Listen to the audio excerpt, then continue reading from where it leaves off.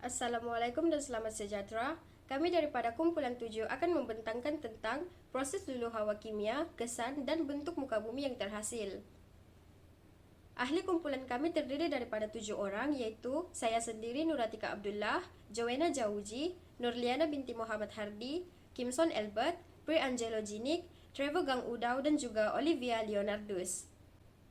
Saya akan membentangkan berkenaan dengan maksud luluh hawa. Apa itu luluh hawa?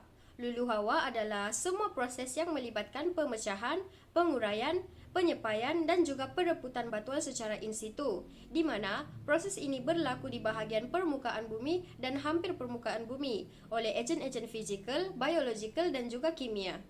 Seterusnya, maksud luluh hawa kimia adalah proses perebutan dan penguraian batuan di permukaan bumi secara in situ. Ia dilakukan oleh ejen-ejen luluh hawa kimia seperti iklim, yaitu suhu dan hujan, serta biotik yang mengubah kandungan kimia dalam batuan.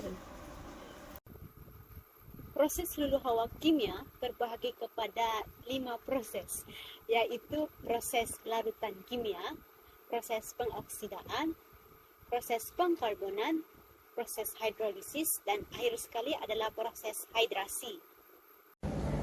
Proses yang pertama adalah proses larutan kimia. Proses ini merupakan proses yang pertama sebelum terjadinya proses luluh hawa yang lain. Proses ini berlaku apabila air hujan melarutkan mineral yang mudah terlarut dalam batuan. Air hujan ini akan menjadi ejen pelarut karena ianya merupakan asid karbonik lemah, hasil daripada gabungan karbon dioksida semasa pemeluapan. Air asid ini dapat melarutkan batu kapur dan juga batu dolomite. Mineral yang mudah larut adalah seperti kalsium, natrium, kalium, dan juga magnesium. Berikut merupakan contoh batuan yang mengalami proses larutan, yaitu batu bercorak honeycomb. Batuan ini dapat dilihat di Taman Negara Bako, Sarawak. Oksidasi merupakan proses tindak balas antara mineral batuan dengan oksigen dan air sebagai ejennya. Batu yang biasa teroksida adalah batuan yang mengandungi unsur ferrum ataupun logam. Mineral batuan yaitu ferrum akan bertindak balas dengan air dan udara. Proses ini akan membentuk ferrum oksida. Ferrum oksida ini dapat dilihat dalam bentuk karat. Contoh batu yang mempunyai unsur logam adalah seperti pirit yang mempunyai ferrum sulfida dan magnetit yang mengandungi ferrous oksida. Kesan pengoksidaan adalah batu akan bertukar warna menjadi keperangan, merah atau kuning, serta struktur batuan akan menjadi lemah. Contohnya adalah seperti gambar ini, di mana batu peridotit yang teroksida akan bertukar warna menjadi keperangan dan kemerahan. Seterusnya adalah proses pengkarbonan. Proses pengkarbonan ini dia berlaku apabila bahan mineral yang terdapat dalam batuan itu dia bertindak balas dengan karbon dioksida di udara dan air hujan atau asid karbonik. Sebagai contoh, tindak balas antara kalsium karbonat yang terdapat dalam batu kapur itu dengan air hujan atau asid karbonik, dan dia akan menghasilkan kalsium bikarbonat. Proses ini juga dia kerap berlaku di kawasan batu kapur dengan membentuk pelbagai muka bumi yang menarik.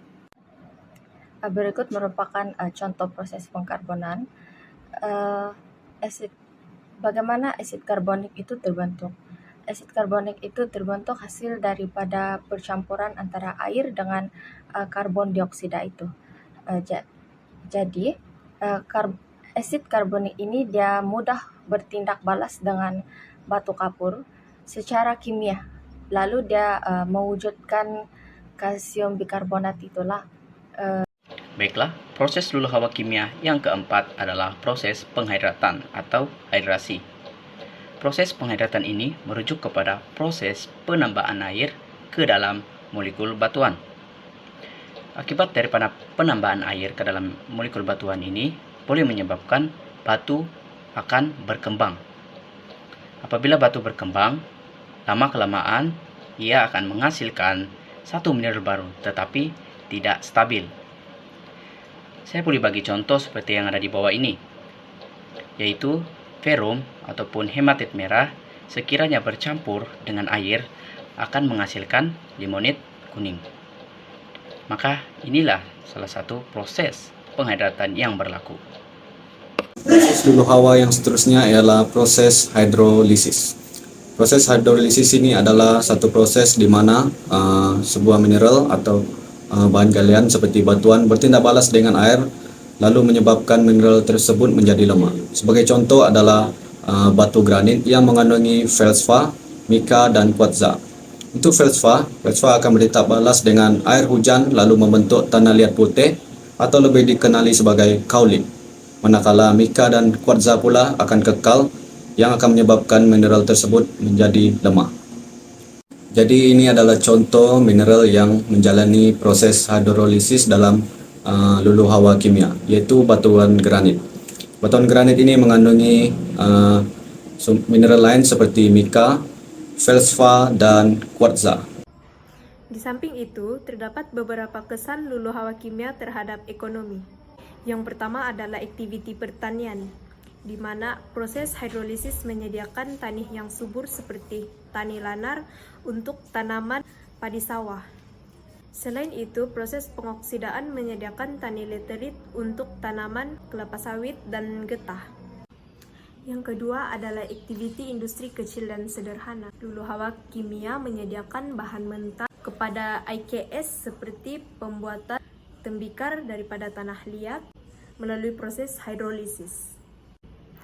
Yang ketiga adalah aktiviti pelancongan, di mana hasil daripada stalaktit dan stalagmit menyebabkan pandang darat khas menjadi tumpuan kepada daya tarikan pelancong di seluruh dunia. Antara contoh dia adalah Gua Kelam di Perlis dan yang paling populer Gua Nia di Sarawak. Seterusnya saya akan membentangkan tentang kesan dan bentuk muka bumi akibat daripada kejadian luluh hawa kimia ini. Akibat daripada kesan terhasilnya bentuk muka bumi seperti pembentukan gurun batu dan gurun pasir, pembentukan tors dan bonhat, pembentukan kaolin, dan pandang darat kars. Bagi pembentukan gurun batu dan gurun pasir di kawasan gurun leukemia kurang dominan, walau bagaimanapun hujan lebat yang turun sekali-sekala membolehkan batuan mengalami luluh hawa kimia. Proses yang terlibat seperti larutan, pengkarbonan, dan penghidratan menghasilkan gurun batu dan gurun pasir ini. Sebagai contoh di gurun Patagonia di Amerika Selatan.